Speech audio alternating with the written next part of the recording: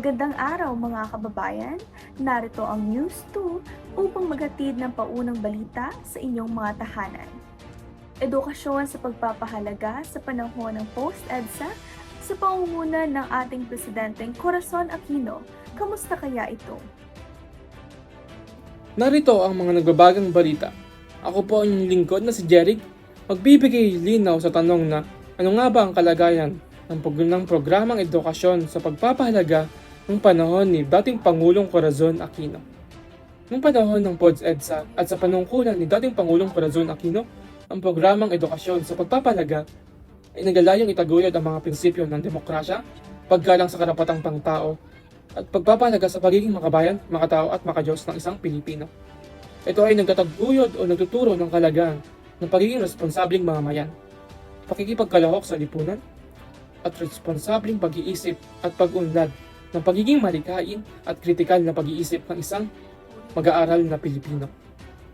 Ito po si Jerry, News 2, aktibo at progresibong may puso.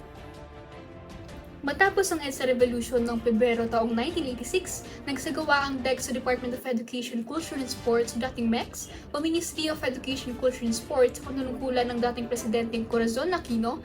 Idineklara nito ang Values and Education for the Filipino noong 1988, isang taon kasabay ng Konstitusyon ng Republika ng Pilipinas 1987.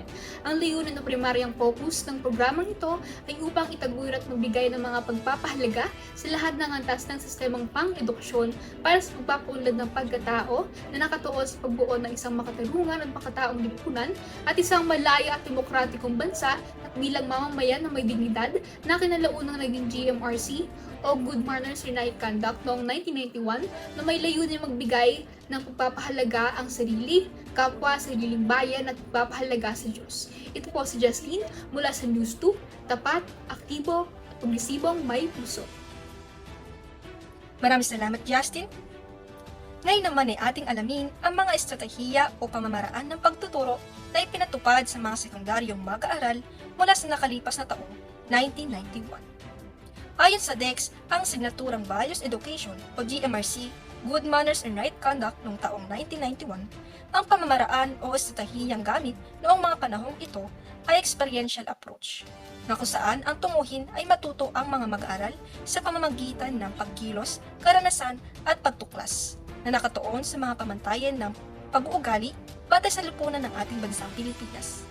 Kabilang rito ang makitwirang pag-iisip at paghatol sa halaga ng bagay base sa kung ito ay mabuti o masama.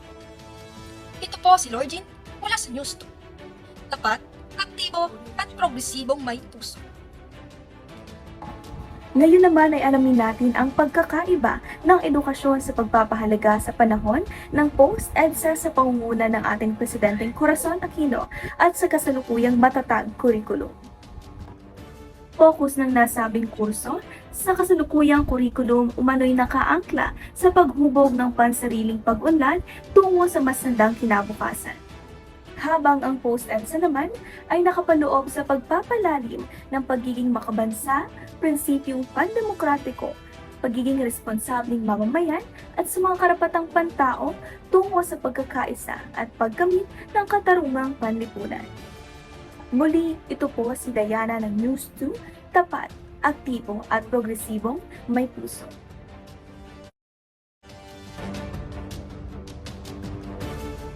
Ang Values for the Filipino at GMRC ay naging tulay sa paghubog ng pagpapahalaga sa sarili at lalong-lalo na sa bansa matapos itong sumailalim sa EDSA Revolution.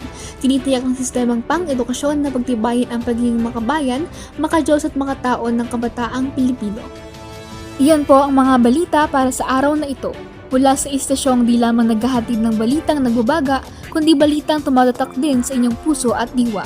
Ito ang News 2, Tapat, Aktibo At progresibong may puso.